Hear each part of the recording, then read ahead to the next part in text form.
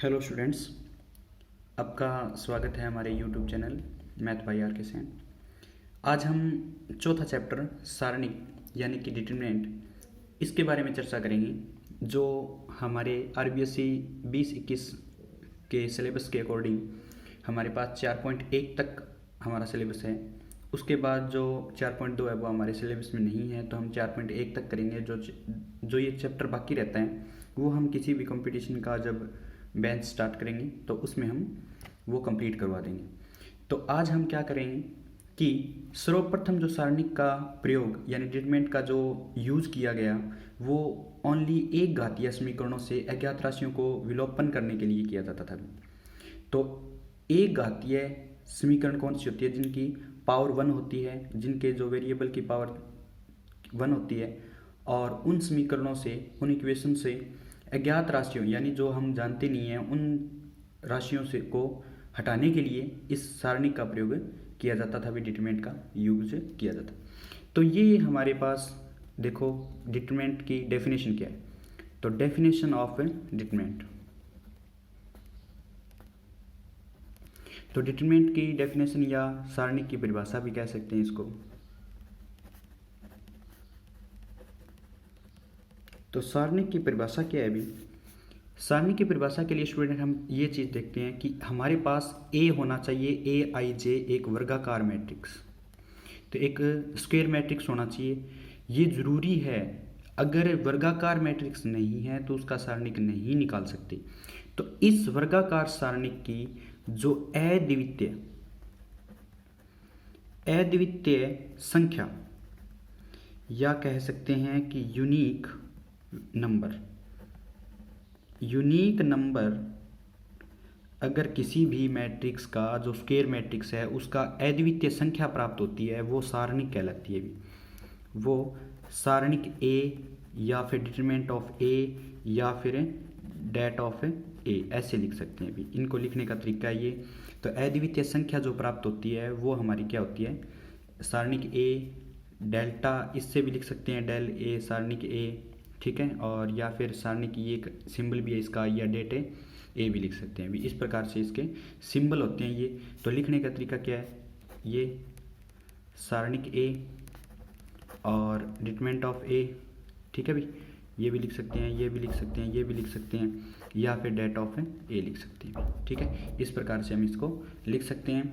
अब देखो one order का यानी कि वन कोटि का या क्रम कुछ भी, उसका सारणिक जो ए होता है हमारे पास 1 मान लो, ये 5 मान लो यहाँ पे, उसका डिटरमिनेंट कैसे निकलेगा भाई? तो डिटरमिनेंट ऑफ इसका होगा 5 और आंसर क्या आएगा भाई? इसकी 5 वैल्यू आ जाएगी हमारे पास, ठीक है भाई। तो ये हमारे पास इस प्रकार से एक ऑर्डर का निकालेंगे वो इस प्रकार। कई बच्चे क्या करते हैं, इसको जैसे ये है -3 एक क्रॉस एक का, तो इसका डिटरमिनेंट निकालते हैं। तो डिटरमिनेंट ऑफ ए लिख सकते हैं, ए लिख सकते हैं। तो इसकी वैल्यू क्या आएगी? -3। तो इस प्रकार -3 को मॉडुलस समझ लेते हैं यहाँ पे। तो ये मॉडुलस नहीं है, ये सारणिक को दर्शाने का तरीका है। इसका मान -3 ही आएगा भी। तो यहाँ नोट है कि जो सारणिक ऑफ ए या सारणिक ऑफ ए या डिटरमिनेंट ऑफ ए मापांक फलन नहीं है, मापांक फलन नहीं है। ये नोट वाली बातें भी, मापांक फलन नहीं है। तो इसको -3 का जो एक क्रॉस एक का होगा उसका मान -3 ही आएगा, ठीक है भी। इस प्रकार इसको याद रखना है आपको। तो जो डिटरमिनेंट होता है वो मापांक फलन नहीं होता। मापांक फलन का मतलब मॉडुलस फलन, मॉडुलस से फंक्शन नहीं है भी, मॉडुलस फंक्शन है, नॉट ए मॉडुलस फंक्शन, ठीक है। तो नॉट ए मॉडुलस फंक्शन, तो मापांक फलन नहीं है। और ये क्या है? इस प्रकार से इसकी वैल्यू -3 आएगी। जब 2 ऑर्डर का हो तब क्या करते हैं?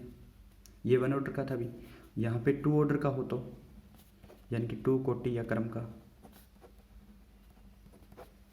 तब क्या करेंगे?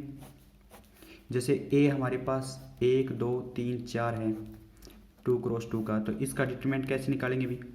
इसको डिटरमिनेंट के फॉर्म में लिखेंगे 1 2 3 4। और देखो इन दोनों का जो मुख्य विकर्ण है प्रिंसिपल डायगोनल एलिमेंट का मल्टीप्लाई माइनस इन दोनों का मल्टीप्लाई। ठीक है भाई, तो 3 गुणा में 2, तो ये इधर से आएगा तो वो प्लस और ऊपर जाएगा तो माइनस, तो ये क्या होगा भाई 4 एकम 4 और 3 दूनी 6, तो आंसर कितना बचेगा -2। इसी प्रकार 1-2 एग्जाम्पल और करते हैं। ए की वैल्यू 2, 0, 3 और 5। सारणिक ऑफ ए निकालेंगे या डिटरमिनेंट ऑफ ए निकालेंगे तो वो कितना हो जाएगा अभी 2, 0, 3, 5। तो इसमें देखो इनकी मल्टीप्लाई तो 2 गुणा में 5 और माइनस क्या करते हैं 3 गुणा में 0, तो 3 गुणा में 0, तो ये कितना आएगा अभी 10 आएगा, आगे तो 0 है। इसी प्रकार 1-2 क्वेश्चन और एक और कर लेते हैं। तो यहाँ पे -1, -2 और 3 और ये 4, तो इसका डिटरमिनेंट निकालेंगे तो वो क्या आएगा अभी, तो यहाँ हम इस प्रकार लिखेंगे इसको, सॉरी 3 और यहाँ पे 4, तो इन दोनों की मल्टीप्लाई कितनी होगी भाई -1 की मल्टीप्लाई 4 के साथ माइनस, और ये 3 की मल्टीप्लाई -2 के साथ, तो ये तो -4 और माइनस माइनस क्या हो गया अभी प्लस का 3 दूनी 6, तो 6 में से 4 गए 2, तो ये आपके पास है आंसर मिलेगा भाई। इस प्रकार से हम इसको कर सकते हैं। अब देखो 3 ऑर्डर वाला क्या होता है, 3 ऑर्डर या 3 क्रम या कोटि का, तो उसको करने के लिए हमारे पास ये चीज़ हमें पता होना चाहिए कि ए बराबर, जैसे मैं यहाँ स्टैंडर्ड लिखता हूँ A1, B1, C1, A2, B2, C2, A3, B3 और C3। अगर इसको समझ लिया यानी कि 3 कोटि का जो सारणिक है यानी कि 3 ऑर्डर का जो डिटरमिनेंट है उसको हम सोल्व कर लेंगे आराम से। तो इसका डिटरमिनेंट निकालने के लिए हम इसको इस प्रकार लिखेंगे A1, A2, A3, B1, B2, B3 और C1, C2, C3 लिख दिया अभी। अब देखो अगर हम इसे पहली पंक्ति से प्रसार कर रहे हैं, यानी कि पहली पंक्ति से प्रसार करने का मतलब है कि फर्स्ट रो एक्सपेंड करेंगे हम इसको, तो एक्सपेंशन बाई फर्स्ट रो, तो यानी कि ये फर्स्ट रो है हमारे पास। ठीक है भाई, फर्स्ट रो का फर्स्ट एलिमेंट, तो इसको हम उठाएंगे, डिटरमिनेंट ऑफ ए बराबर क्या आएगा फर्स्ट एलिमेंट, उठा लिया अभी। अब इसको फर्स्ट एलिमेंट को छुपा लिया, और देखो ये क्या है A11 है ना, तो पहली पंक्ति को और पहले स्तंभ को छुपा लिया अभी। तो पहली पंक्ति और पहले स्तंभ को छुपाने का मतलब है कि हमारे पास जो आंसर बचेगा वो B2, C2, B3, C3 बचेगा। ठीक है भाई, तो ये क्या हो गया 2 ऑर्डर का डिटरमिनेंट अपने पास है, बच गया अभी। ठीक है, याद रखने का तरीका है ये प्लस लिया जाएगा, ये माइनस, ये प्लस, ये माइनस, ये प्लस, ये माइनस, ये प्लस, ये माइनस, ये प्लस, तो अल्टरनेट साइन है plus minus plus minus plus minus plus minus plus. जब इनको बस आगे लिखेंगे तो ये प्लस का, ठीक है भाई, मल्टीप्लाई में, और आगे क्या है माइनस लिया जाएगा और B1, ठीक है -B1। और अब देखो ये क्या है दूसरा एलिमेंट है ना, तो 1, 2 है, तो यानी पहली पंक्ति और दूसरा स्तंभ, तो ये क्या है 1, 2 है, तो A12 है, क्या मतलब क्या है कि पहली पंक्ति को छुपा लो और दूसरे स्तंभ को छुपा लो, तो ये क्या आएगा अभी A2, C2, A3, C3।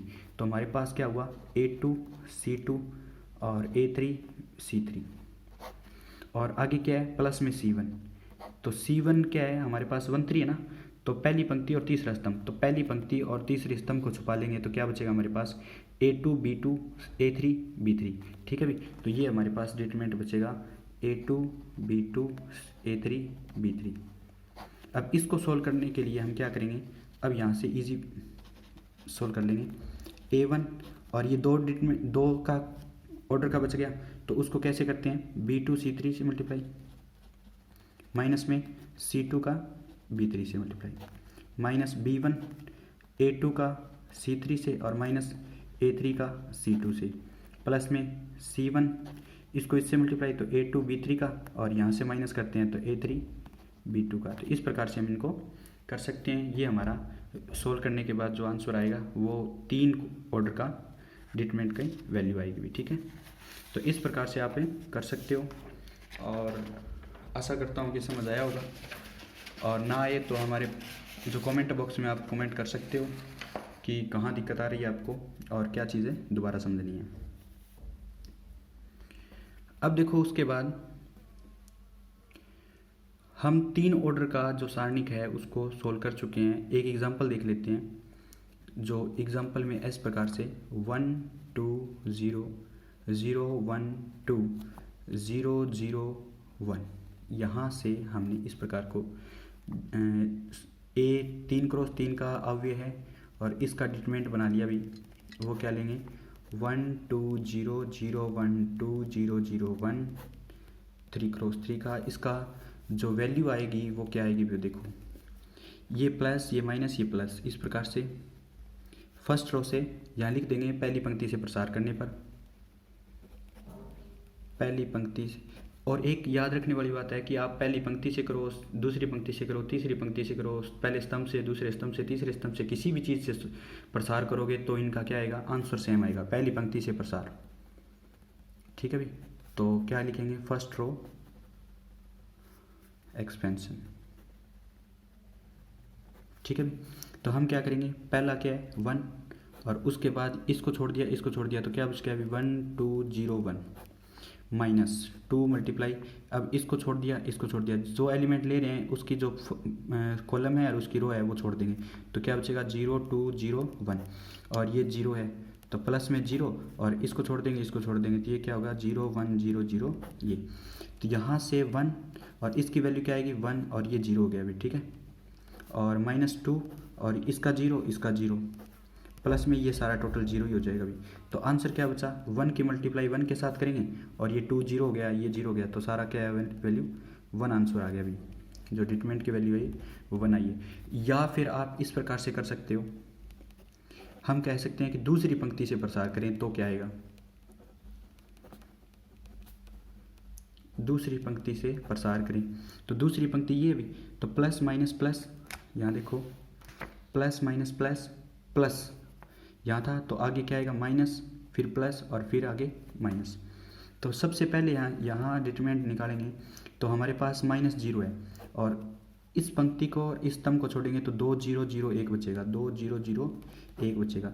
उसके बाद +1 है तो +1 में यहाँ क्या करेंगे, इसको छोड़ देंगे, इसको छोड़ देंगे तो 1 0 0 1 बचेगा, 1 0 0 1 बचेगा। और माइनस में क्या करेंगे 2, ये माइनस का है तो इसको छोड़ देंगे और इसको छोड़ देंगे तो 1 2 0 0, तो 1 2 0 0 ये बचेगा भाई।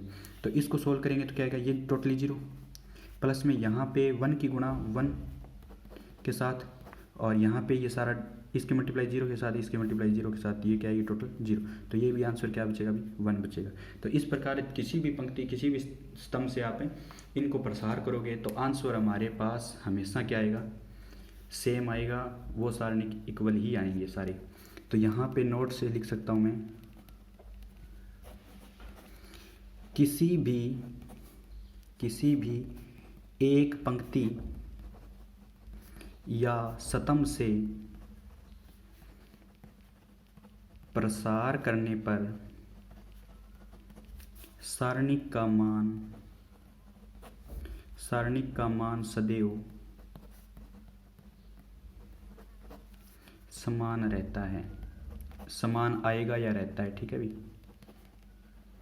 ठीक है, सारणी का मान सदैव समान रहता है। किसी भी पंक्ति या स्तंभ से प्रसार करने पर सारणी का मान सदैव समान रहता है। किसी भी पंक्ति या किसी भी रो या किसी भी कॉलम से आप इसको एक्सपेंड करोगे तो आपके पास जो डिटरमिनेंट की वैल्यू है वो हमेशा रिमेंस को डिटो रहेगी भी, यानी कि सेम रहेगी। ठीक है भाई, वो चेंज नहीं होगी। तो अब देखो कि हमारे पास कुछ एक जो मैट्रिक्स और डिटरमिनेंट में डिफरेंस है। ठीक है भाई, तो ये क्या कह सकते हैं हम कि अव्यय व सारणिक में अंतर। काफ़ी कंपटीशन में भी पूछा जा सकता है, इंटरव्यू में पूछा जा सकता है कि डिफरेंस क्या होता है, difference between matrix and determinant. तो हम क्या कह सकते हैं कि अव्यय है वो संख्याओं का एक व्यवस्थित रूप है भी। तो हम यहाँ पहला जो पॉइंट लिखेंगे तो अव्यय हमारा क्या है भी, जो मैट्रिक्स है वो तो क्या है कि संख्याओं का सुव्यवस्थित रूप है। सुव्यवस्थित रूप है, परंतु इसमें कोई भी संख्यात्मक मान नहीं होता, परंतु उसका कोई संख्यात्मक मान नहीं होता, भी मान नहीं होता। एक तो ये है, जबकि सारणिक में क्या होता है भी, सारणिक क्या है, सारणिक का एक संख्यात्मक मान होता है भी, एक मान होता है, क्योंकि सारणिक तो एक वैल्यू है, जैसे 5 आ गई, 3 आ गई, 2 आ गई, तो लेकिन अव्यय क्या है, मैट्रिक्स क्या है, एक अरेंजमेंट है भी। तो मैट्रिक्स एक अरेंजमेंट है, अव्यय एक सुव्यवस्थित रूप है, परंतु उसका कोई भी वैल्यू नहीं होता, जबकि डिटरमिनेंट में उसकी वैल्यू होती है, वो वैल्यू प्राप्त कर लेता है भी, ठीक है। और दूसरा इसका क्या है कि अव्यय किसी भी क्रम का हो सकता है, सबसे बढ़िया बात है। देखो अव्यय हमने पढ़े थे, अव्यय किसी भी क्रम यानी ऑर्डर का हो सकता है, ऑर्डर यानी कोटि का हो सकता है, का क्रम का हो सकता है, जबकि सारणिक क्या है भी, सारणिक केवल वर्गाकार होती हैं। तो सारणिक केवल वर्गाकार होते हैं भी, ठीक है, वर्गाकार होते हैं। जैसे 1 ऑर्डर का, 2 ऑर्डर का, 3 ऑर्डर का, 4 ऑर्डर का, तो 3 क्रॉस 3, 4 क्रॉस 4, 5 क्रॉस 5, 6 क्रॉस 6, इस प्रकार से होते हैं भी, ठीक है। और अव्यय में तो क्या है, आयताकार भी होता है, पंक्ति अव्यय, स्तंभ अव्यय, वो सारी चीज़ें अलग अलग है भी, 1 क्रॉस 3 का, 3 क्रॉस 2 का, इस प्रकार से भी कर सकते हैं। बट इसमें क्या होगा, 2 क्रॉस 2, 3 क्रॉस 3, 4 क्रॉस 4, तो इस प्रकार से हम इनको पढ़ सकते हैं। तो अव्यय की पंक्तियों स्तंभों, ये हम स्तंभों को और पंक्तियों को बदलने पर एक नया जो मैट्रिक्स है वो प्राप्त हो जाता है।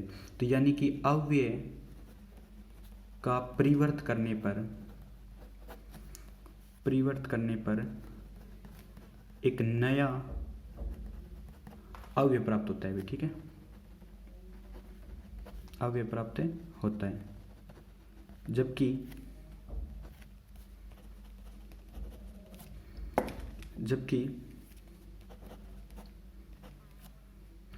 हम क्या कह सकते हैं, जबकि जो सारणिक में ऐसा कोई भी परिवर्तन नहीं होता। तो जबकि सारणिक में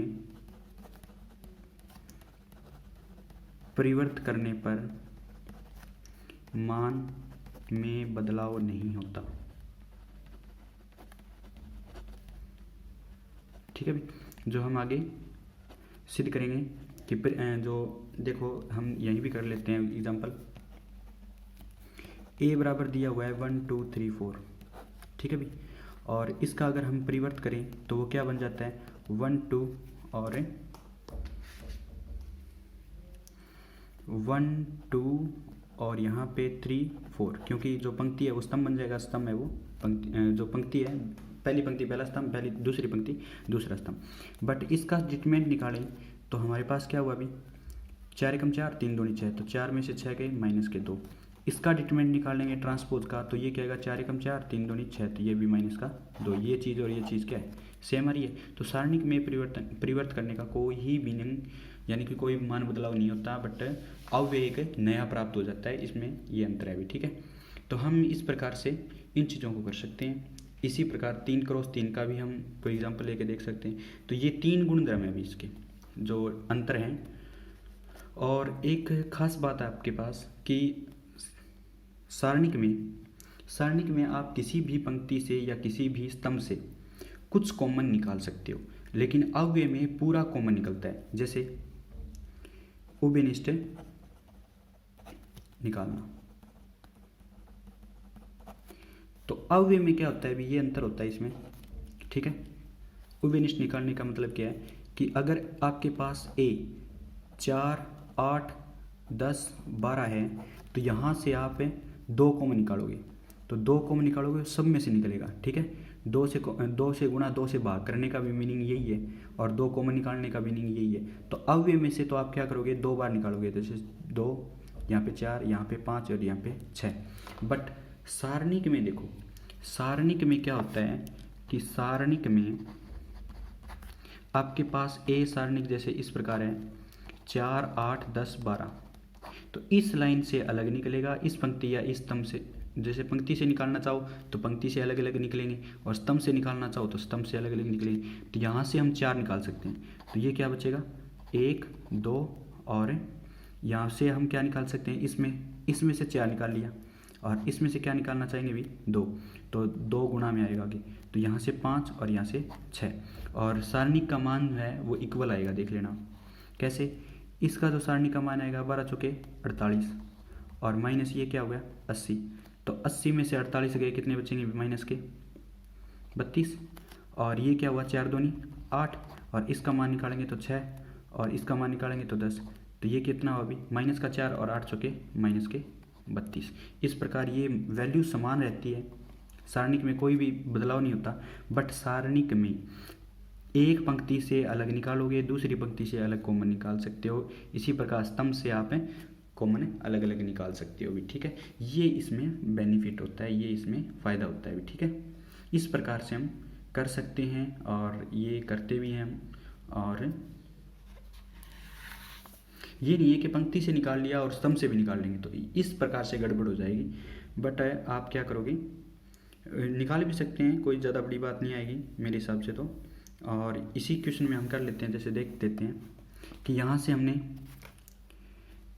2 बार निकाल लिया, 2 बार निकाल लिया, यहाँ से 4 बार निकालिए, यहाँ से 2 बार निकालिए। अगर यहाँ से इस स्तंभ से हम 2 बार निकालें तो ये क्या था अभी, 2 गुना में 2 गुना में 4, और यहाँ क्या बचता 1 1 5, और यहाँ पे 1 2 निकाल लिया था, यहाँ से 2 निकाल लिया 3, तो 3 एकम 3 और 5 एकम 5, तो ये माइनस का 2, तो 2 दूनी 4 दूनी 8, और 8 चौके 32। बिल्कुल ये भी हम निकाल सकते हैं, भी किसी भी स्तंभ या किसी भी पंक्ति से हम बाहर निकाल सकते हैं। और आपके पास एग्जाम्पल है भी। तो हम सारणिक में ये एग्जाम्पल मैं दोबारा समझा रहा हूँ, ठीक है। जिस बच्चे के समझ नहीं आया वो यहाँ पे दोबारा अच्छे से देख सकता है कि हमारे पास A का मान था 4 8 10 12, और सारणिक में हमने क्या किया कि किसी भी पंक्ति किसी भी स्तंभ से हम कॉमन निकाल सकते हैं। तो यहाँ से हमने 4 8 10 12 लिखा, यहाँ से 4 कॉमन निकाल लिया, ठीक है। तो ये कितना बच गया अभी, 1 2 10 12। फिर यहाँ से 2 बार निकाल लिया, तो 4 गुणा में 2, यहाँ क्या बच गया 1 2 5 6। फिर इस स्तंभ से, इस कॉलम से हमने 2 निकाल लिया, तो वो क्या आएगा, ए सारणी का मान 2 गुना में 2 गुना में 4, और यहाँ क्या बचेगा 1 5 तो पड़ा है, इसमें से 2 कॉमन निकाल लिया था, तो 1 3। अब इसकी मल्टीप्लाई करें तो 2 दूनी 4 चौके 16, और अंदर क्या बचेगा 3 एकम 3 और 5 एकम 5, तो ये माइनस का 2, और -2 की गुणा 16 से करेंगे तो माइनस है 32। तो हमने पीछे भी देखा था, तो हर एक मोड में इसका आंसर क्या आता है भी, माइनस है 32 आता है भी, ठीक है। इस प्रकार से हम इसको कर सकते हैं। एक चीज़ तो ये थी। और किसी भी सारणिक में या किसी भी डिटरमिनेंट में दो पंक्ति या स्तंभ बराबर होते हैं। मैं कुछ एक इंपॉर्टेंट चीज़ें करवा रहा हूँ। 2 पंक्ति या 2 स्तंभ बराबर होते हैं तो सारणिक का मान 0 आएगा भी, ठीक है। जैसे 1 2 और यहाँ पे 1 2, तो इसका डिटरमिनेंट निकालें तो ये क्या आएगा, 2 एकम 2 और 2 एकम 2, तो हमेशा क्या आएगा 0। तो 2 चीज़ें बराबर हैं तो इसका आंसर हमेशा क्या आएगा, 0 आएगा भी, ठीक है। 2 पंक्ति या 2 स्तंभ बराबर हैं तो उसका वैल्यू है वो डिटरमिनेंट का, वो हमेशा ऑलवेज 0 आएगा। ये आपने याद रखना भी, ठीक है। तो इस प्रकार हम इनको कर सकते हैं। अब जो हमारे पास इंपॉर्टेंट टॉपिक है वो सारणिक के उपसारणिक या सहखंड पे क्वेश्चन पक्का बनता है, और इसी चैप्टर में से इस पर क्वेश्चन आने की पूरी संभावना है। तो मैं यहाँ लिख देता हूँ इंपॉर्टेंट टॉपिक्स। सारणिक के उपसारणिक या उपसारणिक को हम लघु सारणिक भी कह सकते हैं भी, ठीक है। और इसको क्या बोलते हैं, माइनर्स, इंग्लिश में माइनर्स, और तथा क्या निकालेंगे हम, सहखंड, और सहखंड को क्या बोलते हैं भी, कोफैक्टर, ठीक है, कोफैक्टर्स ऑफ ए डिटरमिनेंट। तो हम उपसारणिक यानी लघु सारणिक और सहखंड निकालेंगे और एक चीज़ याद रखना, सेकंड हमने देख भी लिए, उस उपसारणिक हमने देख भी लिए, बस थोड़ा सा हमने उनको वहाँ पे नाम नेमिंग से नहीं पढ़ा, बस यही अंतर है। तो जैसे हमारे पास ए डिटरमिनेंट दिया हुआ है, जो हमारे पास डिटरमिनेंट की फॉर्म है वो डेल्टा हमने ये ले रखी है, A1 B1 C1 A2 B2 C2 और A3 B3 C3। अब इसमें हमें पूछ लिया जाए कि जो पहली रो है उसके एलिमेंट के उपसारणिक या लघु सारणिक निकालें। तो हमारे पास A1 का, जो हमारे पास A1 का उपसारणिक निकालना है, तो यहाँ लिखेंगे हम A1 का उपसारणिक, यानी कि माइनस ऑफ A1। तो इसका जो उपसारणिक आएगा वो बराबर क्या आएगा भाई, इसका निकालना है, तो इसकी रो को छोड़ दो, इसके कॉलम को छोड़ दो, तो इसकी पंक्ति को और इसके स्तंभ को छोड़ दो, तो जो आंसर बचेगा वही इसका क्या होगा, उपसारणिक होगा भाई। जिसका निकालना है उसकी पंक्ति और उसके स्तंभ को छोड़ दो, जो बच गया वो ही होता है, ठीक है भाई। और इसका निकालेंगे तो B1 का उपसारणिक, ठीक है भाई। तो उपसारणिक ऐसे निकलते हैं, इनमें आगे प्लस माइनस कुछ नहीं लगाते, तो इसको छोड़ दो और इसको छोड़ दो, तो ये जो बच गए वही आंसर होगा। तो A2 C2 और A3 और C3। अब सॉरी C1 का उपसारणिक निकालेंगे तो क्या आएगा भाई, तो C1 है ये, तो इसको छोड़ दो भी और इसको छोड़ दो, ठीक है। तो ये आंसर क्या बचेगा, A2 B2 A3 और B3। तो इस प्रकार से हमारे पास ये A1 का उपसारणिक, B1 का उपसारणिक और C1 का उपसारणिक आ गया भी। इसी प्रकार इनके निकाल लेंगे, ठीक है भी। तो A2 का क्या आएगा, यहाँ लिख देता हूँ मैं, A2 का उपसारणिक क्या आएगा भी, तो A2 को इस रो को छोड़ दो और इस कॉलम को छोड़ दो, तो ये आंसर बचेगा। तो ये क्या बनेगा, B1 C1 और B3 C3। इसी प्रकार B2 का उपसारणिक,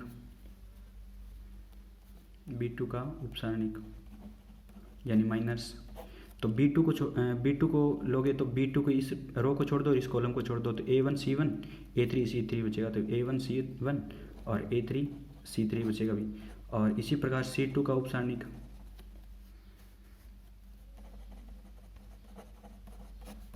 क्या आएगा, अब इसको पंक्ति को छोड़ दो और इसको स्तंभ को छोड़ दो, ठीक है भी। रो और कॉलम को छोड़ने के बाद A1 B1 A3 B3 बचेगा भी, A1 B1 और A3 B3 बचेगा। तो इस प्रकार से हम इनको कर सकते हैं। इसी प्रकार इस रो के भी हम निकाल सकते हैं। और आपसे कॉलम के पूछ लें तो कॉलम के ऐसे निकले जाएंगे भी, तो A1 का A2 का A3 का B1 का B2 का B3 का C1 का C2 का C3 का, एक ही बात है। जो आंसर है आपके पास है वो एज इट इज़ आपके पास मिलेंगे। और इस प्रकार से हम उपसारणिक निकाल सकते हैं। सहखंड कैसे निकालते हैं, तो सहखंड का फार्मूला होता है भी, सहखंड बराबर -1 की पावर I प्लस में J और यहाँ उपसारणिक, ठीक है भी। और याद रखना जो हमारे पास उपसारणिक है उनको क्या लिखते हैं, कैपिटल AIJ से, तो इनको सहखंड को FIJ से लिख सकते हैं हम याद रखने के लिए। तो FIJ बराबर है -1 की पावर I प्लस में J और उपसारणिक को AIJ। तो ये तो उपसारणिक और ये सहखंड, ठीक है भाई। तो इस प्रकार से हम इनको याद रख सकते हैं। जो FIJ बराबर होता है वो -1 की पावर I प्लस में J और AIJ होता है। तो एग्जाम्पल से समझेंगे हम वो किस प्रकार से, कि हमने एग्जाम्पल ले लिया और इनके आगे देखो ये प्लस माइनस लगाना ही होता है। 2 ऑर्डर में देखेंगे सबसे पहले, 2 ऑर्डर यानी कि 2 कोटि का क्रम का। तो A जो हमारे पास है वो इस प्रकार से 1 2 3 4, ठीक है भाई। तो ये A11 A12 A21 A22, तो इस प्रकार हम यह रख सकते हैं को A11 A12 A21 A22। तो हमारे पास जो A11 है वो उपसारणिक निकलेगा। तो उपसारणिक निकालने हैं सबसे पहले, उपसारणिक होते हैं AIJ। तो हमारे पास A11 निकालेंगे, तो A11 किसका है भाई, फर्स्ट एलिमेंट का। तो इसकी रो को छोड़ दो और इसके कॉलम को छोड़ दो, तो आंसर क्या बचेगा 4, और ये आंसर क्या हुआ अभी 4। A12 निकालो, तो A12 क्या है ये, तो इसको छोड़ दो, इस पंक्ति को और इस स्तंभ को छोड़ दो, तो ये कितना आएगा भाई 3, तो आंसर कितना हुआ 3, ठीक है भाई। और उसके बाद क्या है ये A21 है, तो यहाँ A21 क्या आएगा, ये उपसारणिक के रूप हैं, तो इसको छोड़ोगे, इसको छोड़ दो, इसको छोड़ दो, तो आंसर कितना आएगा भाई 2। और A22 का मान निकालेंगे तो हमारे पास क्या होगा, इसको छोड़ दो, इसको छोड़ दो, ये क्या आएगा आंसर 1। अब देखो सहखंड निकालते हैं। सहखंड होते हैं Fij यानी कि कोफैक्टर। तो Fij का मतलब क्या है कि F11 निकालना है, तो -1 की पावर I प्लस में j का मतलब है I ये है j ये, तो 1 प्लस में 1, और उपसारणी कौन है A11, तो A11 की वैल्यू तो है 4, और इसके आगे -1 की पावर 2 है, तो -1 की पावर 2 यानी प्लस हो जाएगी, तो ये आंसर क्या आएगा भाई प्लस का 4। F12 का मतलब है कि -1 की पावर I प्लस में j, तो I और j का जोड़ तो 3 हो रहा है अभी, और यहाँ पे क्या आएगा A12, क्यों 12 है यहाँ पे 12 है, I तो Ij यहाँ पे, तो ये क्या होगा अभी A12 का मतलब तो है 3, और ये -1 की पावर 3 का मतलब होता है माइनस का, तो ये आंसर कितना आएगा अभी -3। F21 का मतलब -1 की पावर, यहाँ 2 और 1 कितना हो गया 3, और ये क्या आएगा अभी 21, तो A21 का मान तो है 2, और -1 की पावर 3 का मान कितना होता है अभी माइनस का, तो इस प्रकार से हम कर लेंगे। और AF22 का मतलब कितना है अभी -1 की पावर 2 और 2 4, A22 आएगा, तो A22 की वैल्यू तो है 1, और इसके आगे -1 की पावर 4 का मतलब क्या होता है प्लस का, तो ये आंसर ऐसे हमें मिल जाएंगे भी, ठीक है। और याद रखने वाली बात तो ये है कि पहले होता है प्लस का, दूसरा होता है माइनस का, फिर तीसरा भी माइनस का, चौथा भी प्लस का, ये ऐसे कर लेंगे, ठीक है भाई। तो इस प्रकार से हम इनको उपसारणिक के जो सहखंड हैं, सारणिक में सहखंड के चिन्ह ऐसे होते हैं, ये प्लस का, ये माइनस का, ये माइनस का, ये प्लस का, ठीक है भाई। तो इस प्रकार से इनको याद रखा जाता है भाई, ठीक है। सहखंड होते हैं और उपसारणिक आगे लगते हैं, ठीक है भाई। इस प्रकार से इनके उपसारणिक और सहखंड हम ज्ञात कर सकते हैं, ठीक है। तो इतने में कुछ समझ नहीं आए तो आप कमेंट कर देना, और हम दोबारा इसको रिवाइज कर लेंगे, ठीक है। अब देखें कि उसके बाद 3 ऑर्डर में क्या करते हैं। 3 ऑर्डर यानी कि 3 कोटि का या क्रम का। तो हमारे पास मान लीजिए ए है 1 2 1 -1 0 1 2 1 और 0, इस प्रकार से ए है। तो अब हमें क्या करना है, इसके उपसारणिक निकालने हैं, और A11 क्या होगा अभी उपसारणिक में, उपसारणिक निकालने हैं, तो इसको हम पहले को उठाएंगे, तो इसकी पंक्ति और इसको स्तंभ को छोड़ने के बाद ये बचेगा हमारे पास 0 1 1 0, ठीक है भाई। और इसकी जो वैल्यू आएगी वो हमारे पास 0 और 1 की 1 से मल्टीप्लाई माइनस की, क्योंकि ये इधर प्लस होता है इधर माइनस होता है, तो माइनस से 1 आएगा भी, ठीक है। A12 आएगा, वो देखो कि A12 ये एलिमेंट है, तो इसको इसकी पंक्ति को छोड़ दो और इसके स्तंभ को छोड़ दो, तो -1 1 2 0, तो -1 1 2 0, तो हमारे पास ये आंसर क्या आएगा, ये इसकी मल्टीप्लाई 0 और माइनस का 2, तो ये माइनस की 2 वैल्यू आएगी, ठीक है। इस प्रकार से A13 हमारे पास इसको उठाया, तो इस पंक्ति को छोड़ दिया, इस पंक्ति को छोड़ दिया, तो ये हमारे पास क्या बन गया अभी माइनस का 1 0 और 2 1, तो इसकी मल्टीप्लाई करेंगे तो -1, इसकी मल्टीप्लाई करेंगे तो 0, तो ये आंसर क्या आएगा अभी माइनस का 1, ठीक है। इस प्रकार हम क्या है उपसारणी के पहली पंक्ति के निकाल चुके हैं अभी, और सहखंड कैसे निकालेंगे, वही F11 सहखंड के लिए, और -1 की पावर क्या करेंगे I प्लस में j, ठीक है भाई। और यहाँ पे 1 है, यहाँ पे 1 है, तो यहाँ पे 1 1 हो गया, और यहाँ पे A11 लगा देंगे, ठीक है भाई, क्योंकि सेकंड क्या होता है -1 की पावर I प्लस में j, और उपसारणिक होता है भी, ठीक है। और हम क्या करेंगे, यहाँ -1 की पावर 1 1 क्या होता है प्लस का, और A11 का मान कितना है -1, तो आंसर क्या आएगा -1 ही आएगा भाई, ठीक है।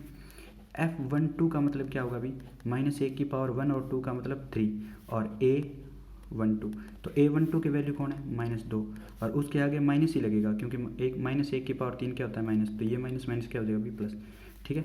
और F13 का मतलब क्या होगा -1 की पावर 4, ये इनका जोड़ क्या होता है 4, और A13 यहाँ पर लगाओगे, A13 की वैल्यू कौन है -1, और इसका जो पावर करेंगे तो ये क्या आएगा प्लस का, तो ये आंसर क्या होगा अभी -1। तो इस प्रकार हम कह सकते हैं कि जो थर्ड का सेकंड होता है, सेकंड चिन्ह होते हैं, ये प्लस का, ये माइनस का, ये प्लस का, ये माइनस का, ये प्लस का, ये माइनस का, ये प्लस का, ये माइनस का, ये प्लस का आ जाएंगे। सबको हम करके देख सकते हैं और यही आएंगे भी, ठीक है।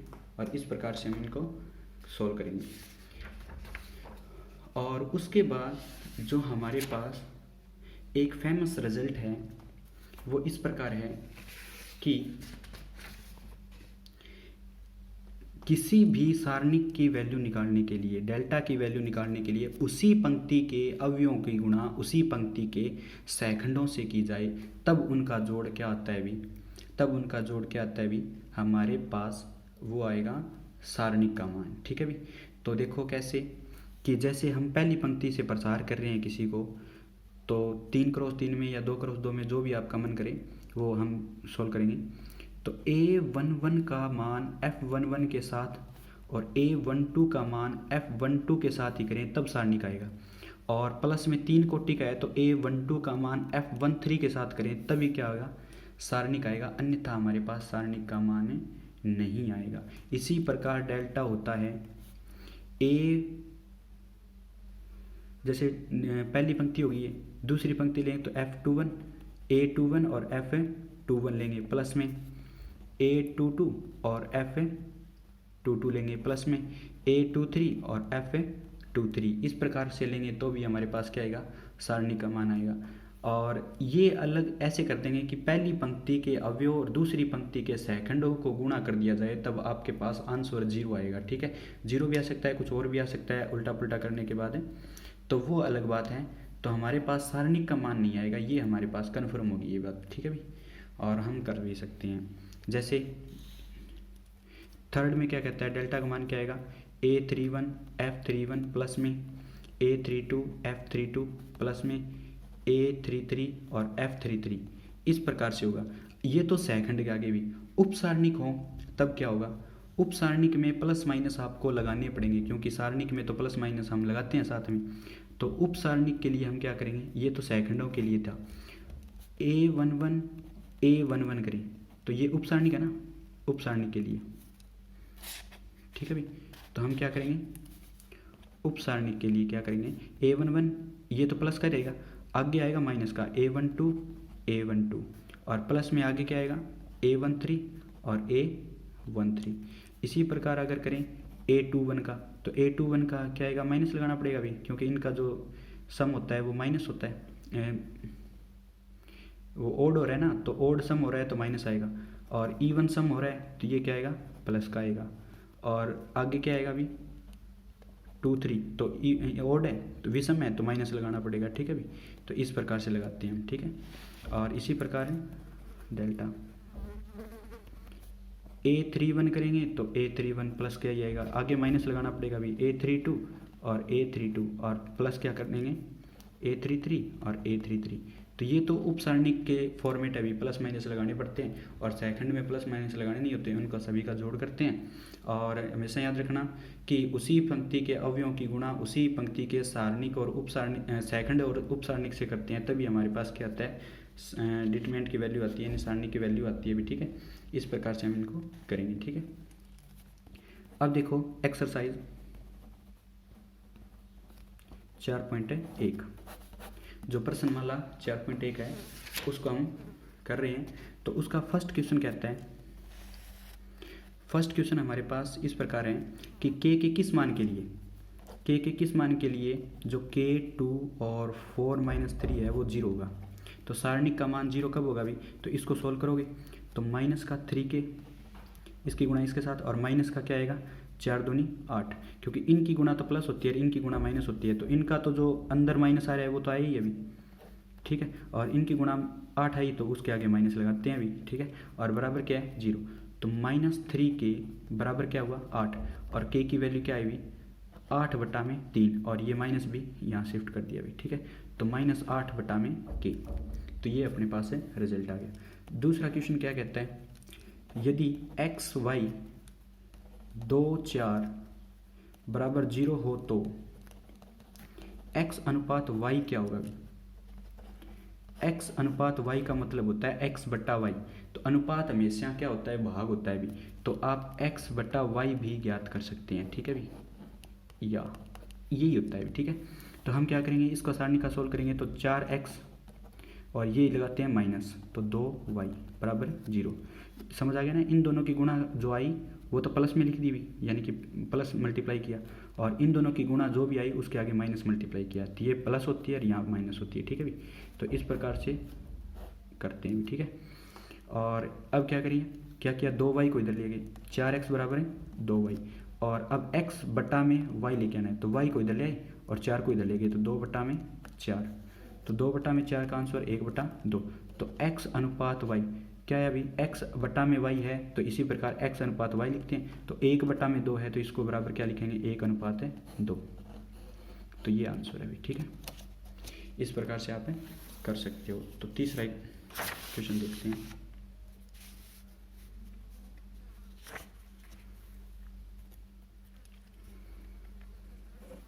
तीसरे क्वेश्चन में यदि 2 3 yx बराबर 4 तथा और x y और 4 2 बराबर कितना है 7, तो x y का मान ज्ञात करना है, ठीक है भी।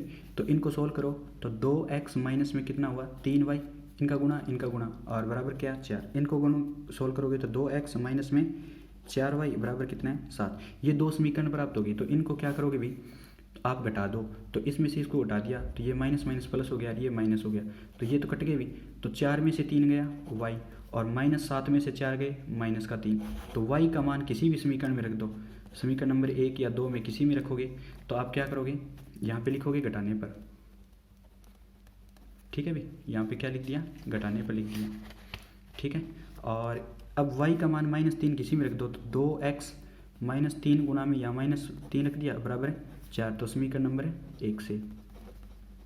तो 2x और ये माइनस माइनस क्या हुआ अभी, प्लस का 9 और बराबर कितना है 4, तो 2x बराबर ये 9 इधर गया तो कितना होगा 4 - 9 बराबर -5। तो यहाँ पे x की वैल्यू कितनी आई, ये 2 का डिवाइड हो जाएगा भी, तो -5 बटा में 2, ये हमारे पास है सॉल्यूशन आ गया भी, ठीक है। उसके बाद क्या करेंगे 5 नंबर क्वेश्चन में, सॉरी 4 नंबर क्वेश्चन में, x - 1 और x - 2, x और x - 3 बराबर है 0, तो x का मान ज्ञात करना है। तो सेम क्वेश्चन है अभी, तो इसको इससे मल्टीप्लाई करेंगे तो x - 1 और x - 3 माइनस इसको इससे मल्टीप्लाई करेंगे तो x - 2 बराबर क्या आएगा 0। तो यहाँ से मल्टीप्लाई करेंगे तो क्या आएगा अभी, x का स्क्वायर, x के मल्टीप्लाई करेंगे -3x, -1 से मल्टीप्लाई करेंगे -x, और माइनस से मल्टीप्लाई करेंगे तो प्लस का 3, यहाँ से करेंगे तो x का स्क्वायर और माइनस का इससे मल्टीप्लाई करेंगे तो 2x और बराबर 0। तो x की स्क्वायर से x स्क्वायर कट जाएगी भी, तो ये तो माइनस के 4x हो गए, ये प्लस के 2x हो गए, तो माइनस के 2x बचेंगे और प्लस में 3 बराबर 0। तो ये 2x इधर जाएगा तो 2x प्लस का हो जाएगा और बराबर क्या है अभी 3, तो x की वैल्यू क्या आएगी 3/2। इस प्रकार से हम कर सकते हैं भी, ठीक है। 5 नंबर क्वेश्चन में क्या कहता है कि निम्न सारणिकों के प्रथम स्तंभ के अवयवों की सैखंड या उपसारणिक एवं सैखंड निकालने हैं भी, ठीक है। सैखंड लिखने हैं और उनके मान ज्ञात करने हैं भी, ठीक है। तो हमारे पास जो पहला पार्ट है इसका वो है 1 -3 2 4 -1 2 3 5 2, ये है भी, ठीक है। तो इसके जो प्रथम स्तंभ है वो ये है, तो इसके उपसारणिक लिखने हैं, तो उपसारणिक क्या आएंगे भी, A11 देखो क्या है, पहला जो A11 है उसका उपसारणिक क्या होगा, ये उपसारणिक का मतलब है इसको छोड़ दिया, तो ये अपने पास जो आंसर आया वो क्या हुआ -1, ये बच गया अभी, ठीक है। -1 2 5 2, और इसकी वैल्यू क्या आएगी 2 एकम 2 और 5 दूनी 10, ये भी माइनस का और ये भी माइनस का, क्योंकि इसकी तो मल्टीप्लाई करने पे माइनस आया और इसको गुणा करके आगे लगाते हैं माइनस, तो ये क्या है -12, ठीक है भी। ए दूसरा ये निकालेंगे, तो क्योंकि पहले स्तंभ है ना, ये पहले स्तंभ ये होता है, पहला स्तंभ या पहला कॉलम ये होता है, तो कॉलम में ये एलिमेंट का निकालेंगे, तो ये एलिमेंट कौन सा होता है, 2 1 होता है, ठीक है। और 2 1 का मतलब इसको छोड़ देंगे, इसको छोड़ देंगे, तो आंसर क्या बचा, -3, 2 और 5 और 2। अब इनका मल्टीप्लाई किया तो -6 आया, अभी इनका मल्टीप्लाई किया तो 10 आया, लेकिन अब उसके आगे माइनस लगाते हैं, तो ये कितना हो गया, -16। अब उसके बाद क्या करते हैं, ये एलिमेंट उठाएंगे तो ये 3 1 होता है अभी, ठीक है। और 3 1 को मतलब ये छोड़ देंगे, ये इसको छोड़ देंगे, तो ये आंसर बचेगा अपने पास। तो -3, 2, -1 और 2, इसकी मल्टीप्लाई करेंगे तो -6 आएगा। इन दोनों के मल्टीप्लाई करने पे -2 आ रहा है, लेकिन आगे माइनस लगाएंगे तो माइनस माइनस +2 हो जाएगा, और इसमें से ये घटाएंगे तो -4, ठीक है भाई। अब देखो, अब इनके क्या निकालने हैं, सेकंड निकालने हैं, तो F11 निकालेंगे। तो F11 का मतलब है -1 की पावर इन दोनों का जोड़, क्योंकि जो उप सारणिक होते हैं, वो सेकंड होते हैं, वो ऐसे होते हैं ना भी, -1 की पावर i प्लस में j और यहाँ पे aij, ठीक है। इस फॉर्मूले का इस्तेमाल करेंगे। और यहाँ पे क्या किया, इन दोनों का जोड़ 2 और a11 निकालेंगे। तो a11 का मान -12 है और ये प्लस का हो जाएगा, तो माइनस और प्लस क्या होगा, माइनस, ये आंसर बनेगा, ठीक है। और अब निकालेंगे F21 का। तो F21 का मतलब है इन दोनों का जोड़ तो 3 आएगा, और A21 का मीनिंग क्या है, ये तो हुआ माइनस का, और -16 है, तो माइनस और -16 का मतलब क्या हुआ अभी, प्लस का 16, ठीक है। उसके बाद F31 क्या आएगा, -1 की पावर 4 और A31। अब ये -1 की पावर 4 है तो वो प्लस का आएगा, और यहाँ पे -4 पड़ा है तो प्लस माइनस है 4, तो आंसर कितना अभी -4। तो ये अपने पास है आंसर है अभी। तो ये तो सारे क्या हैं, उपसारणिक के, और ये क्या है, सेकंड के। तो इस प्रकार से हम दूसरे पार्ट को करेंगे भी, ठीक है। दूसरा पार्ट हमारे पास क्या है, AHG HBF और GFC। तो अब इनका उपसारणिक निकालते हैं। तो उपसारणिक A11 क्या आएगा भाई, इसको छोड़ दो और इसको छोड़ दो, तो BFFC। तो इसकी वैल्यू क्या है भाई, BC माइनस में F का स्क्वायर। A21 की वैल्यू क्या आएगी, इसको छोड़ दो और इसको छोड़ दो, तो आंसर क्या है भाई, HG और FC। तो इनका मल्टीप्लाई करेंगे तो क्या आएगा, HC माइनस में FG, ठीक है भाई। और जो A31 की वैल्यू आएगी वो क्या आएगी भाई, इसको छोड़ दो, इसको छोड़ दो, तो आंसर क्या हुआ, HG और BF। तो इसका मल्टीप्लाई करेंगे तो HF माइनस में क्या आएगा, BG, ठीक है भाई।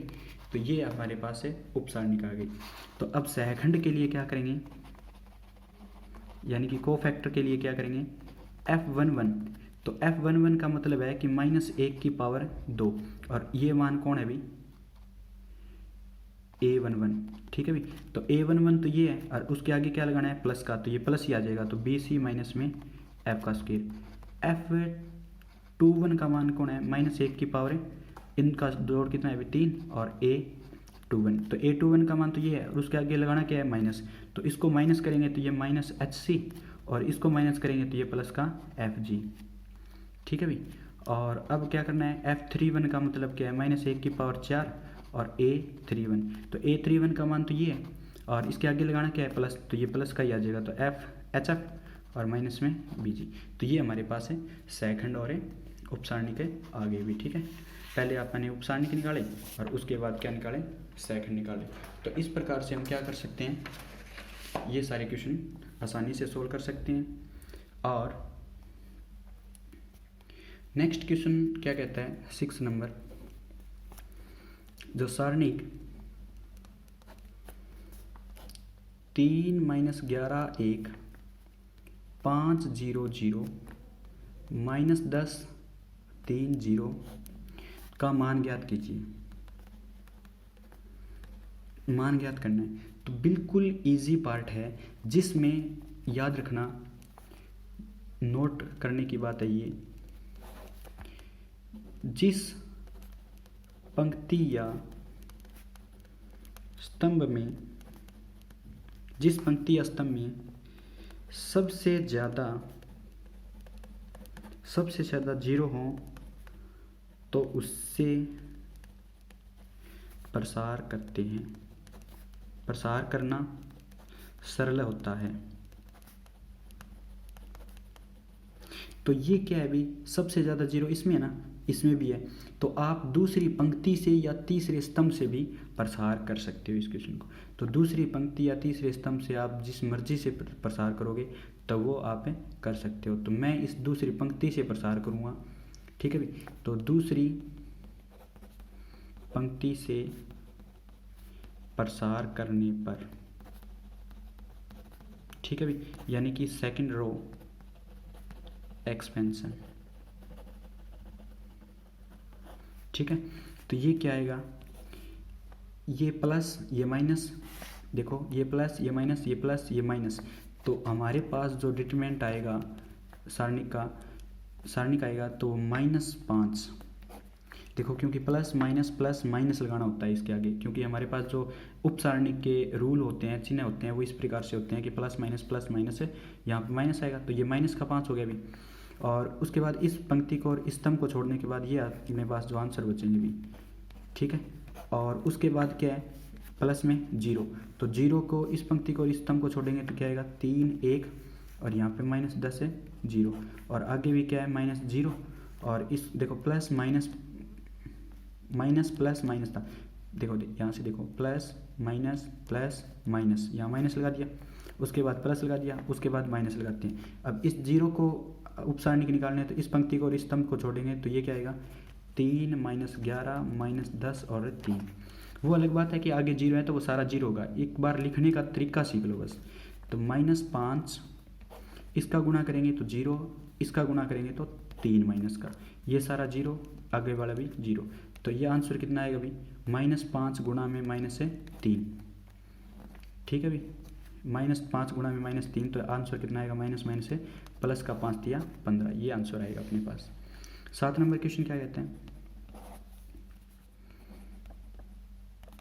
सिद्ध कीजिए कि एक AB -A 1 C और -B -C 1 बराबर किसके, अभी 1 प्लस में A स्क्वायर प्लस में B स्क्वायर प्लस में C का स्क्वायर। हम लेफ्ट हैंड साइड लेके चलेंगे तो हमारे पास 1 AB -A 1 C -B -C 1, तो पहली पंक्ति से इसको प्रसार कर देंगे। तो 1 गुणा में इसको छोड़ दिया, इसको छोड़ दिया, तो ये क्या बचा अभी 1C -C और 1। आगे ये प्लस का, ये माइनस का, ये प्लस का, तो ये यहाँ माइनस आएगा गुणा में A, तो इस चीज़ को उठाएंगे तो इसको छोड़ देंगे, इसको छोड़ देंगे, तो आंसर क्या बचे अंदर -A C -B 1। और अब इसको उठाएंगे तो ये क्या आएगा प्लस का B, और इसको छोड़ देंगे, इसको छोड़ देंगे, तो आंसर क्या बचा अंदर -A 1 -B और -C।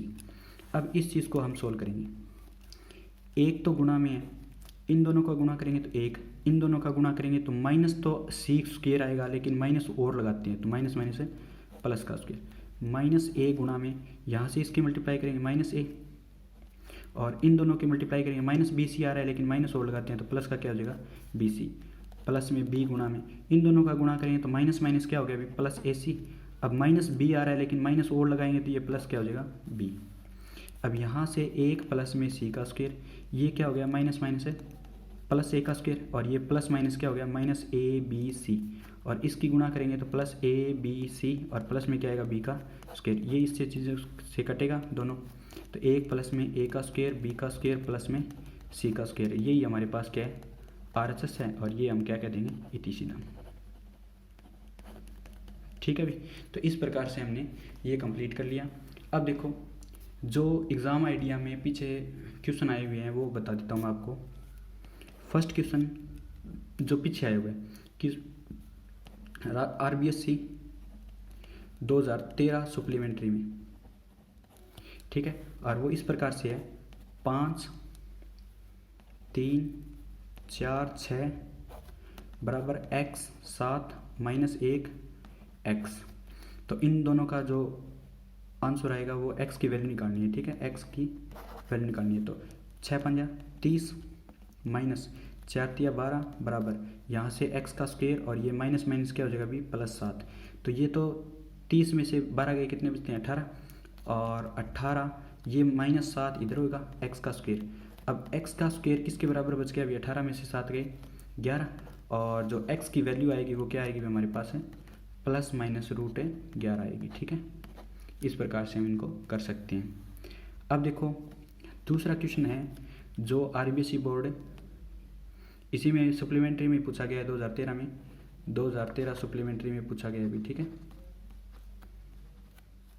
और सप्लीमेंट्री में क्या पूछा गया था कि हमारे पास APL BQM और CRN में अवयव B का सहखंड निकालना है। तो B का सहखंड निकालने के लिए हम क्या करेंगे, सबसे पहले उसका उपसारणिक निकालेंगे। तो B का उपसारणिक क्या आएगा,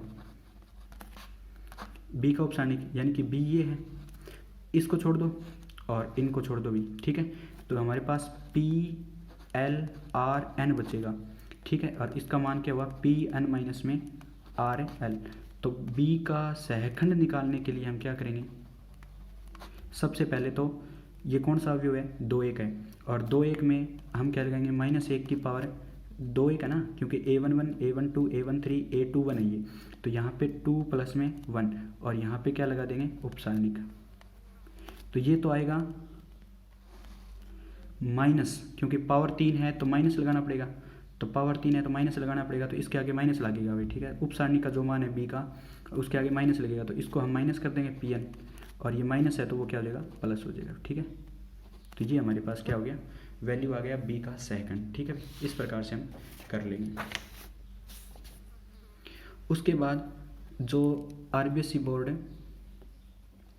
2016 में पूछा गया क्वेश्चन सप्लीमेंट्री में, ठीक है, तो वो है x 5 1 2 बराबर 1, तो में x का मान ज्ञात करना है। तो x का मान ज्ञात करना है, तो यहाँ से क्या हो जाए 2x और माइनस में 5 बराबर 1 मल्टीप्लाई कर लिया, ये -5 इधर गया तो 2x बराबर कितना हुआ 6, तो x बराबर कितना हुआ, x का मान कितना हुआ 3। ठीक है, तो ये हमारे पास आंसर है, इजी आंसर है भी। अब 4 नंबर क्वेश्चन जो आरबीएसई 2016 में सप्लीमेंट्री में पूछा गया। ठीक है, और वो क्वेश्चन क्या था कि सेक थीटा टेन थीटा और यहाँ पे टेन थीटा और यहाँ पे सेक थीटा, और का मान ज्ञात करना है। तो मान ज्ञात करने के लिए इसका मल्टीप्लाई करेंगे तो सेक स्क्वायर थीटा, और माइनस यहाँ से मल्टीप्लाई करेंगे तो टेन स्क्वायर थीटा, और होता क्या है ये टेन स्क्वायर थीटा माइनस में सेक स्क्वायर थीटा 1, क्योंकि वी नो दैट 1 प्लस में टेन स्क्वायर थीटा बराबर है सेक स्क्वायर थीटा। ये हमें सरोजमी का पता है, आइडेंटिटी पता है, तो इस प्रकार से हम कर लेंगे भी। अब क्वेश्चन जो ऑप्शन टाइप क्वेश्चन है वो देखो कि यदि सारणिक हमारे पास k 3 - 1 k और बराबर 7 हो तो k का मान क्या होगा। ऑप्शन A है 2, B है ±2 और C है 3 और D है ±3। आप यूज करके और आप कमेंट में इसके आंसर भी दे सकते हो, तो इस प्रकार आप कर सकते हो कि इसको रोक कर आप कमेंट में आंसर दें, तब फिर देखें कि ये सही था कि गलत था। ठीक है, तो इस प्रकार हम कर सकते हैं। तो k का स्क्वायर और माइनस माइनस क्या हो जाएगा भी, ये माइनस तो आएगा और माइनस आगे लगाना है, तो माइनस माइनस क्या हो जाएगा प्लस का 3 हो जाएगा बराबर क्या 7, तो ये 3 इधर जाए क्या हो जाएगा k स्क्वायर बराबर है 7 में से 3 गए 4, तो k का मान क्या आएगा अभी प्लस माइनस है 2। ठीक है भी, ये अपने पास है बी आंसर होगा। दूसरा क्वेश्चन क्या कहता है, एक log BA और यहाँ पे log AB और यहाँ पे 1, तो इसके सारणिक का वैल्यू निकालना है, तो इसका मान निकालना है। ए ऑप्शन है हमारे पास 1, B है 2 और C है 0 और D है -1। तो हम क्या करेंगे, इसकी मल्टीप्लाई इसके साथ माइनस इसकी मल्टीप्लाई इसके साथ करेंगे तो log AB log BA, तो इसको हम सोल्व करेंगे। 1 माइनस log, इसको हम लिख सकते हैं log B ई बेस वाला फार्मूला लगा देंगे, तो log B वैल्यू ऊपर और बेस नीचे, ये चेंज बेस रूल होता है भी। ठीक है, और यहाँ पे क्या आएगा log A और यहाँ पे क्या आएगा भी log EB, तो ये तिरछा ऊपर नीचे कटेगा, तो ये आंसर क्या बचेगा 1 माइनस यहाँ भी 1 बचेगा, तो 1 में से 1 गया 0, तो ये हमारे पास है आंसर बनेगा भी। तो वी नो दैट है। अब यहाँ लिख सकते हैं हम जानते हैं कि जो log ऑफ ए बी होता है उसका जो बेस चेंज रूल वाला होता है log ई बी लिख सकते हैं और बटा में log ई ए लिख सकते हैं भी। ये आंसर होता है हमारे पास, ठीक है, रूल होता है, ठीक है भाई। और इस प्रकार से हम क्या कर रहे हैं, कुछ एक क्वेश्चन और देखते हैं। जैसे ऑप्शन टाइप थर्ड में क्या कहता है, कोस स्क्वायर थीटा और sine square theta, sine square theta और यहाँ पे कोस स्क्वायर थीटा और बराबर क्या है, का मान ज्ञात करना है अपने को, और थीटा की वैल्यू π/4 हो, तो जो ए ऑप्शन है वो 1, बी ऑप्शन है वो 0, ठीक है भी, और सी ऑप्शन है वो -1 और डी ऑप्शन है वो -2। तो हमारे पास इसका सॉल्यूशन करना है, तो ये क्या होगा भी, कोस के थीटा इंटू में कोस के थीटा, यानी कि क्या हो गया, कोस की पावर है 4 थीटा, माइनस ये क्या हो जाएगा भी, साइन की पावर है 4 थीटा। तो यहाँ पे थीटा की वैल्यू π/4 रखेंगे, तो कोस थीटा π/4 क्या होता है भी, 1/√2 का होल स्क्वायर होल पावर 4, और इसका भी यही आंसर होता है पावर 4, क्योंकि ये थीटा π/4 का मतलब क्या होता है 45 डिग्री, कोस 45 डिग्री पर यही वैल्यू आती है और साइन 45 डिग्री पर यही वैल्यू आती है। तो हम क्या कर देंगे कि ये चीज़ भी सेम आएगी, ये चीज़ भी सेम आएगी, तो आंसर क्या आएगा 0, ठीक है भी। तो ऑप्शन देखते ही अपने को करना है भी। 4 नंबर क्वेश्चन क्या कहता है कि ये इंपॉर्टेंट क्वेश्चन है 4 नंबर, यदि डेल्टा बराबर आपके पास 1 2 3 4 5 6 1 2 4, तो सारणिक आपके पास -2 -4 -6 -8 -10 -12 -2 -4 -8 हो, तो किसके बराबर होगा। तो किसके बराबर का मतलब ए ऑप्शन है आपके पास 4 डेल्टा, बी ऑप्शन है आपके पास -4 डेल्टा, और सी ऑप्शन है आपके पास -8 डेल्टा, और डी ऑप्शन है आपके पास है 8 डेल्टा। तो अब इन क्वेश्चनों को करने के लिए हम क्या करेंगे कि यहाँ से 2 कॉमन निकाल लिया, माइनस का 2 कॉमन इस पंक्ति में से, और यहाँ से क्या निकाल लिया भाई, माइनस का 2, यहाँ से भी माइनस का 2, इसमें से भी, और यहाँ से भी माइनस का 2। अब देखो ये क्या बचा, 1 2 3, ठीक है भी, और यहाँ क्या बचा 4 5 6, यहाँ क्या बचा 1 2 4। तो ये हमारे पास डेल्टा है, और ये 2 दूनी 4 दूनी 8, माइनस माइनस प्लस और प्लस माइनस माइनस, तो माइनस का 8 डेल्टा आया कि नहीं बोलो, ये हमारे पास आंसर टिक हो जाएगा, ठीक है। इस प्रकार से हम सीधा डायरेक्ट कर सकते हैं। 5 नंबर क्वेश्चन में क्या कहता है, जो ऑप्शन टाइप लास्ट है, यदि ओमेगा इकाई का समिश्र घनमूल है, यानी कि क्यूब रूट ऑफ ओमेगा है, ठीक है, क्यूब रूट का मतलब है कि ओमेगा की पावर 3 का मान क्या होता है 1 होता है, ठीक है, और इसका मान ज्ञात करना है 1 ओमेगा की पावर 4 ओमेगा की पावर 8 ओमेगा की पावर 4 ओमेगा की पावर 8 1 ओमेगा की पावर 8 1 ओमेगा की पावर 4। ये एनडीए वगैरह में भी पूछे जाते हैं भी क्वेश्चन। इसके ऑप्शन क्या है, ओमेगा की स्क्वायर, बी है ओमेगा, सी है 1 और डी है 0। तो इन क्वेश्चनों को आप अक्सर कंपटीशन में देखते हो। तो हम यहाँ क्या करेंगे कि ओमेगा की पावर 3 है उसको 1 लिखते हैं 1, यहाँ ओमेगा की पावर 3 को 1 और ओमेगा बचेगा, क्योंकि ओमेगा की पावर 3 गुणा में ओमेगा करेंगे तो ओमेगा की पावर 4 आएगी, तो यहाँ पे बचेगा ओमेगा। यहाँ पे ओमेगा की पावर है 3 गुणा में ओमेगा की पावर 3 गुणा में ओमेगा की पावर 2 लिखेंगे तो 3 3 6 और 2 8 होता है, तो यहाँ पे बचेगा ओमेगा की पावर 2। ये क्या है अभी। और एक चीज़ और होता है कि इसमें 1 प्लस में ओमेगा की स्क्वायर का मान हमेशा क्या होता है 0। क्यूब रूट ऑफ इन्फिनिटी के ये 2 रूल होते हैं भी, ठीक है। तो हमेशा याद रखना ओमेगा की पावर 3 का मान 1 होता है, 1 प्लस में ओमेगा की स्क्वायर का मान क्या होता है 0 होता है ऑलवेज, ठीक है भाई। यहाँ पे लिखेंगे तो ये क्या होगा ओमेगा क्या मान, क्योंकि ओमेगा की पावर 3 और ओमेगा, यहाँ पे ओमेगा की पावर 2, यहाँ पे 1, यहाँ पे ओमेगा की पावर 2 1 और यहाँ पे ओमेगा। तो इन तीनों को सोल्व करें तो आपके पास जो आंसर आएगा वो क्या आएगा कि पहली पंक्ति से प्रसार कर दिया अभी, क्योंकि गुणधर्म तो अपने को लगाने नहीं। गुणधर्म आपको जानते हो, तो इन तीनों को जोड़ो तो ये हमारे पास 0 0 0 आते हैं। तो एक पंक्ति में सारे 0 आते हैं, तो आपका आंसर क्या रहता है? 0। तो ये तो है कंपटीशन की बात, ठीक है, वो हम किसी भी क्लास में करवा देंगे। लेकिन अब हमें गुणधर्म नहीं करनी। ऑप्शन टाइप में तो इन तीनों को जोड़ोगे तो ये 0 0 0 बन जाएगा। एक पंक्ति को सभी में जोड़ दो, तो ये कंपटीशन के लेवल की बातें हैं, हम यहाँ नहीं कर रहे। अब हम क्या कर रहे हैं कि इसको प्रसार करेंगे, इसको छोड़ दो और इसको छोड़ दो, तो यहाँ बचेगा ओमेगा की स्क्वायर 1 ओमेगा माइनस ओमेगा, यहाँ क्या आएगा, इसको छोड़ दो इसको छोड़ दो, तो यहाँ ओमेगा 1 ओमेगा की स्क्वायर ओमेगा, ठीक है भाई। और यहाँ पे ओमेगा की स्क्वायर का मल्टीप्लाई किसके साथ होगा, इसको छोड़ दो और इसको छोड़ दो, तो ये ओमेगा की स्क्वायर और यहाँ पे 1। तो अब हमारे पास जो आंसर आया 1 गुणा में ये ओमेगा की पावर 3 और -1 माइनस ओमेगा के साथ ओमेगा की स्क्वायर और माइनस ओमेगा की स्क्वायर, यहाँ बनेगा ओमेगा की स्क्वायर और ये ओमेगा माइनस में ओमेगा की पावर है 4। तो ये ओमेगा की पावर 3 का मान क्या होता है? 1, तो 1 में से 1 गया 0, माइनस ये इससे कटेगा तो ये भी क्या हो गया 0, प्लस में ओमेगा की स्क्वायर के अंदर क्या होगा ओमेगा माइनस में ओमेगा की पावर 4 का मान भी क्या होता है 3 गुणा में ओमेगा, यानी कि ओमेगा ही आएगा, ठीक है कि ये तो 1 हो गया। तो ये ओमेगा माइनस में ओमेगा करेंगे तो ये भी 0, तो ये 0 आंसर है। ओवरऑल अपने को क्या मिल गया 0, तो इसका ऑप्शन क्या होगा 0 का भी। तो इस प्रकार से हम ऑप्शन टाइप क्वेश्चनों भी कर सकते हैं और जो पीछे आई हुई एग्ज़ाम के क्वेश्चन हैं वो भी कर सकते हैं। तो ये चीज़ आपने मिस मत करना, इस वीडियो को आपने पूरे एंड तक देखना है और चैनल पे आप नए हो तो इसको सब्सक्राइब करें, लाइक करें, शेयर करें, ताकि जो हमारी नेक्स्ट वीडियो आएगी वो आप देख सकते हैं। धन्यवाद।